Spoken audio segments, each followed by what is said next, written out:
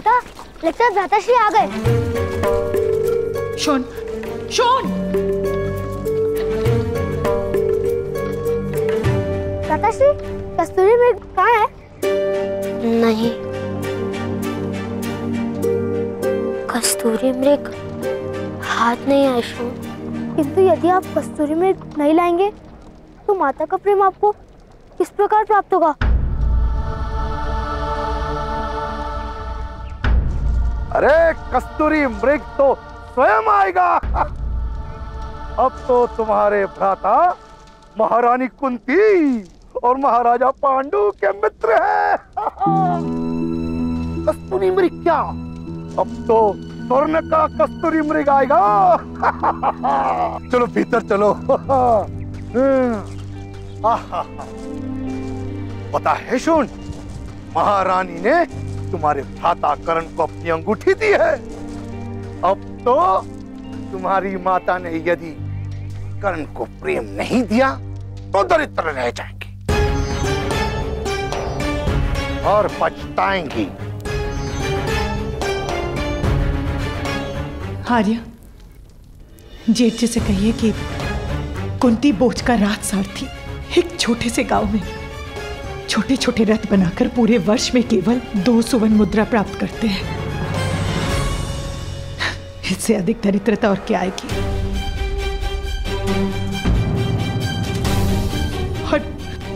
और मैंने कहा था उसे कस्तूरी मृग लाने के लिए, मैंने कहा था धनुष उठाने के लिए,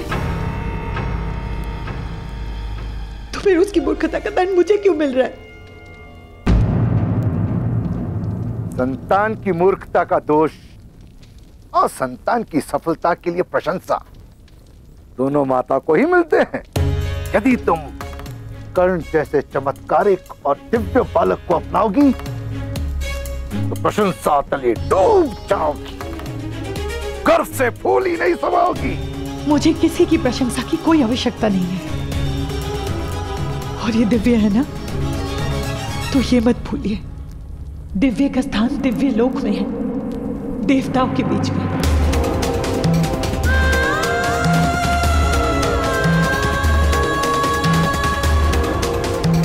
मनुष्य लोक में हम जैसे साधारण मनुष्य के बीच में नहीं।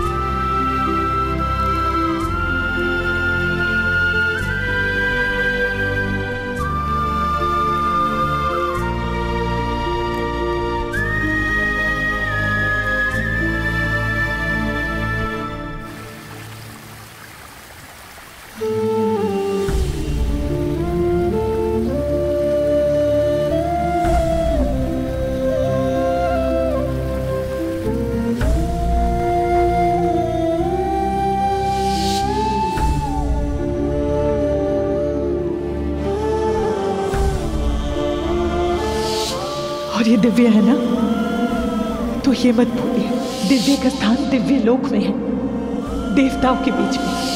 मनुष्य लोक में हम जैसे साधारण मनुष्य के बीच में नहीं।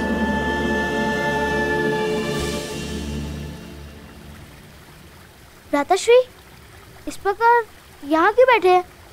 तो कहाँ बैठो शोन? चलिए, क्या आपको पता नहीं यहाँ पिशाच आते हैं? अब मुझे पिशाच से कोई भय नहीं, वैसे भी मेरी मृत्यु होने वाली है। माता ने उचित कहा है, दिव्य का स्थान देवलोक में ही होता है। पर माता का क्रोध तो कल तक उतर जाएगा। नहीं शोन, ताऊ ने कहा था यदि किसी वस्तु से प्रकाश निकले तो वे दिव्य होती है, और मेरे शरीर से भी प्रकाश निकलता है। आपके शरीर में से कहाँ प्रकाश निकलता है? बताइए। ऐसे नहीं निकलता, किंतु जब मैं पर्वत से गिरता हूँ तब पूरे शरीर से प्रकाश निकलता है। अवश्य मेरी मृत्यु अब निकट है, उससे मुझे कोई हानि नहीं होती। तो दिखाइए। मृत्यु? अरे नहीं, प्रकाश। चलो दिखाता हूँ।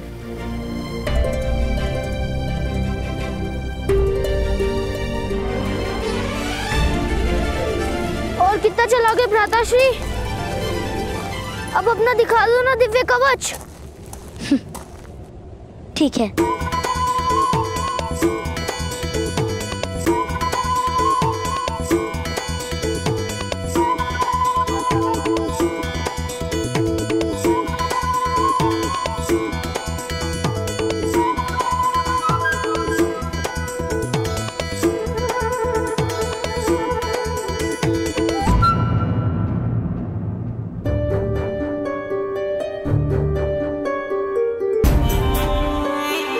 आश्चर्य है, अब कवच नहीं निकल रहा।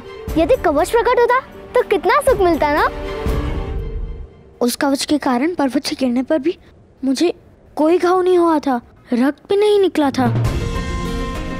मैंने कहा ना, दिव्यता थी। हम सारे मित्रों को कवच दिखाते, सब आपसे भयभीत हो जाते। मैं मृत्यु से पहले स्वयं राजा की एक बार रक्षा भी कर लेता। हाँ, यदि राजा के सामने कोई सिंह आ जाता तो आप उसका जबड़ा चीर देते और मैं उसके कान खींच लेता। किंतु तुम्हारे शरीर से कहाँ कवच निकलता है? मैं प्रयास करता हूँ। आप मेरे भ्राताश्री हो ना, तो आपके और मेरे हाथ और पैर समान है, तो कवच क्यों नहीं हो सकता? किंतु अभी कवच नहीं प्रकट हो रहा है ना शोण।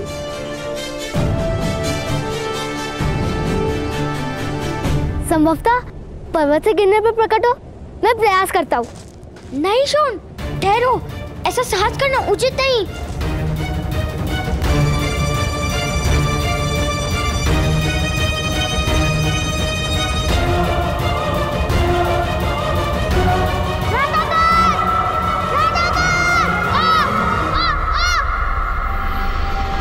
रक्षा कीजिए।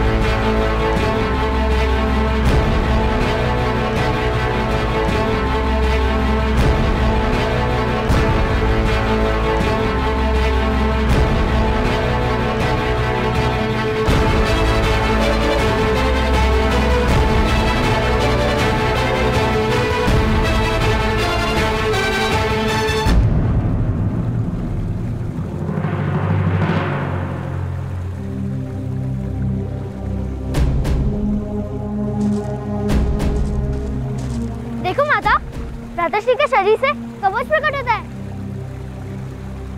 और आपने देखा वो पत्थर भी कैसे टूट गया। किंतु मुझे और मेरे भ्राताश्री को कोई हानि नहीं हुई।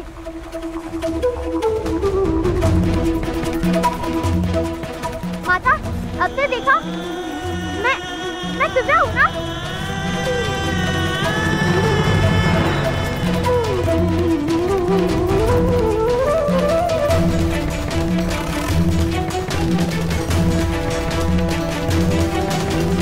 अंदर रखना, बिना शोधो, मेरे शोध से दूर रहना। सुन, चलो। छोड़ दो मुझे माता, मुझे प्रातः काल के पास जाना है। कोई आवश्यकता नहीं है।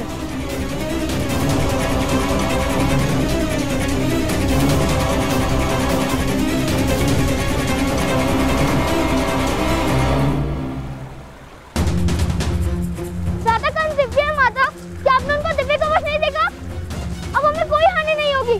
कर्ण स्वयं हानि है शोर।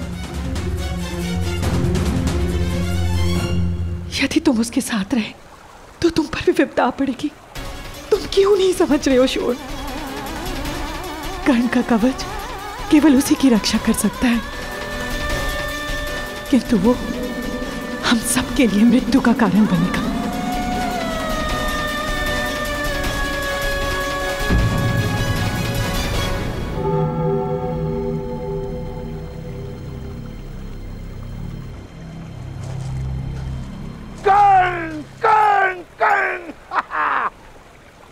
तुमने तो अपनी दिव्यता बता दी।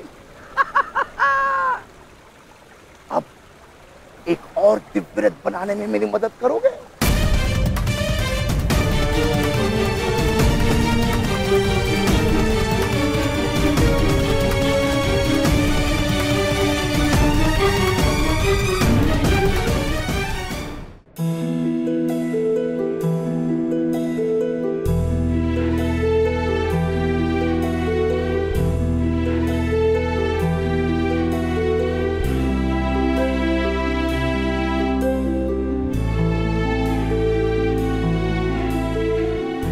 मेरी दिव्यता माता के लिए क्रोध का कारण क्यों बन गई था?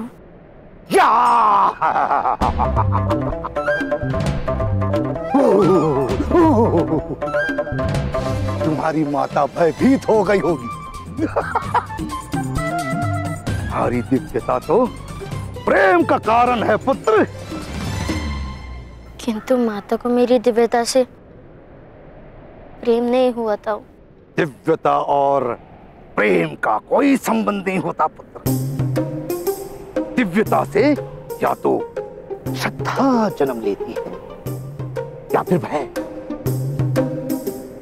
और तुम्हारी दिव्यता से तुम्हारी माता अधिक से अधिक तुम्हें प्रणाम कर सकती है, प्रेम नहीं।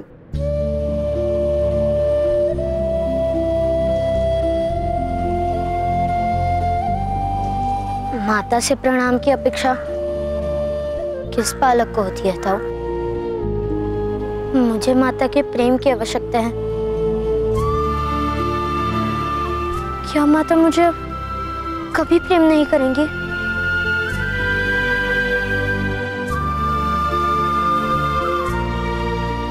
नहीं नहीं पुत्र नहीं,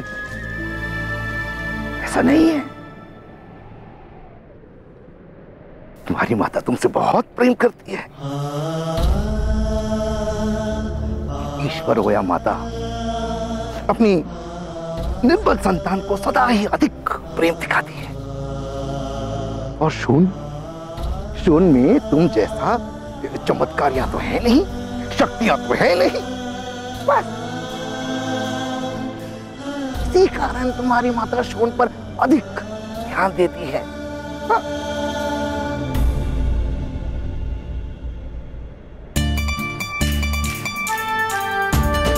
यदि ऐसा है तो मैं शोन को भी मेरे समान शक्तिमान बना दूंगा। फिर माता हम दोनों को एक समान प्रेम करेंगी।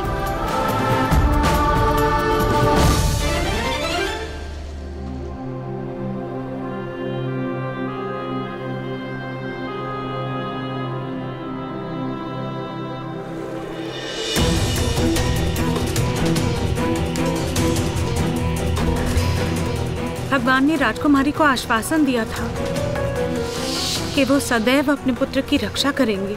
यही कारण है कि इस बालक के पास दिव्य कवच तथा कुंडल है।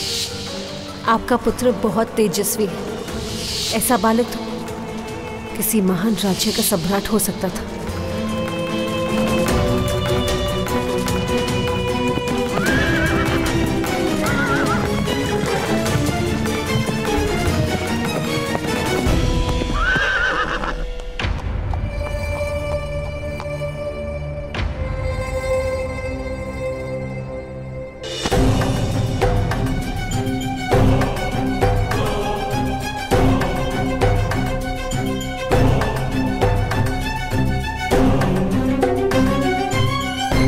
प्रणाम मध्यम महोदय। मेरे अश्वों को आज जल नहीं पिलाया तुमने। क्षमा कीजिएगा, किसी काम में व्यस्त हो गया था। मैं अभी जल पिला देता हूं। किस काम में व्यस्त है अधिरथ, बहुत अच्छे से जानता हूं मैं। स्वयं अपनी आंखों से देखा है मैंने।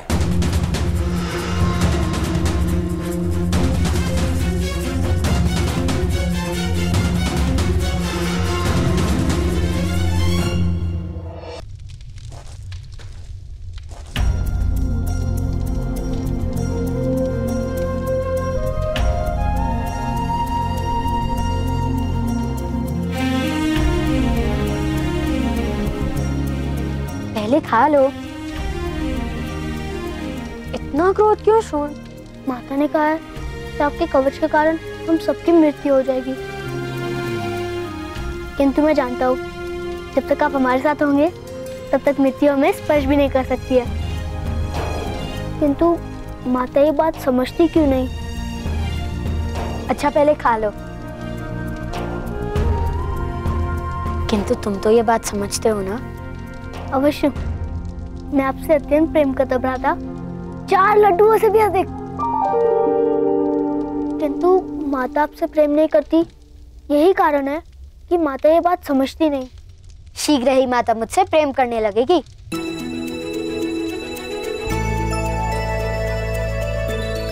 मैंने माता का प्रेम पाने का मार्ग ढूंढ लिया है। अपने पुत्र को रोको, अन्यथा चिंता के स्थान पर भय और भय के स्थान पर दुख होगा। अपने पुत्र की दिव्यता के ढोंग का अंत करो। किंतु महोदय, कर्ण वास्तव में दिव्य है। उसकी दिव्यता ईश्वर का प्रसाद है। उसको गुप्त किस प्रकार रखा जा सकता है? सूतों को दिव्यता की अनुमति नहीं है।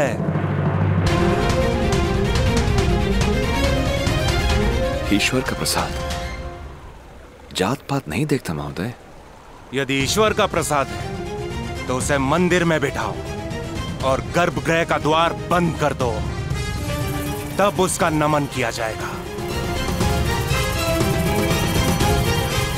किंतु जीवन मंदिर में नहीं बीत सकता, उसे संसार में आना ही पड़ेगा। और जिस दिन वो समाज के मध्य आया, उस दिन उस पर जात पात का बंधन अवश्य होगा।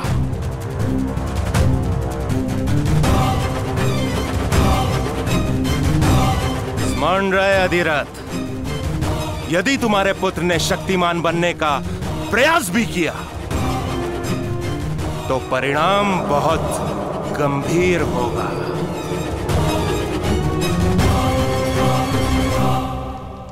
हाँ, मैं तुम्हें भी अपनी भांति महान धनुर्धर बना दूंगा। उसके पश्चात माता का प्रेम मुझे भी प्राप्त होगा।